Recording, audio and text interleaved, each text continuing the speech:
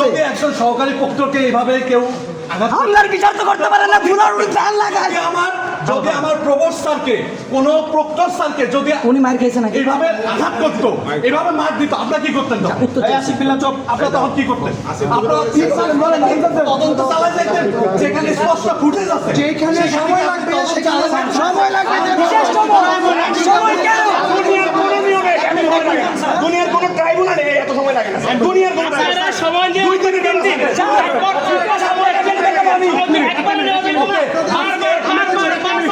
প্রয়োজন কি? আমাকে ফুটে সেখানে থেকে বল। আমাদের সহকারী পক্ষ সদস্যের কোনো কথা নাই, আমাদের কথা শুনতে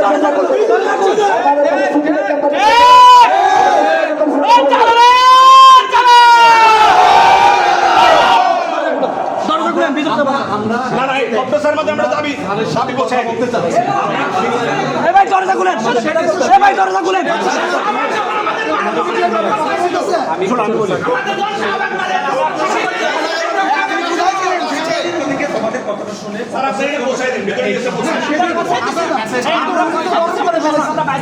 আপনারা কথা বলতেছেন, আপনাদের সাথে কোনো ঝামেলা হয়েছে? উনি তো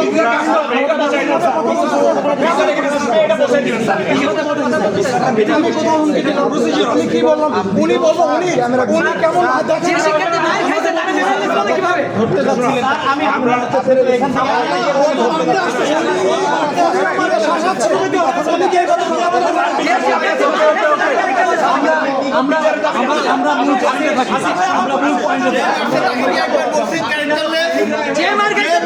তাকে বলছেন একবার ক্যারেক্টারলেস, আপনারা রাইকা বলছেন এখানে ক্যারেক্টারলেস কেন বলছেন আপনি?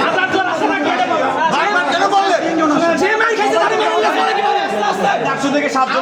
আমাদের উপর হামলার বিচারের দাবি নিয়ে আসছি। আমাদের শিক্ষকেরা আমাদের উপর হামলার বিচার করতে পারে না, তারা আমাদের সাথে চোখ লাগায়।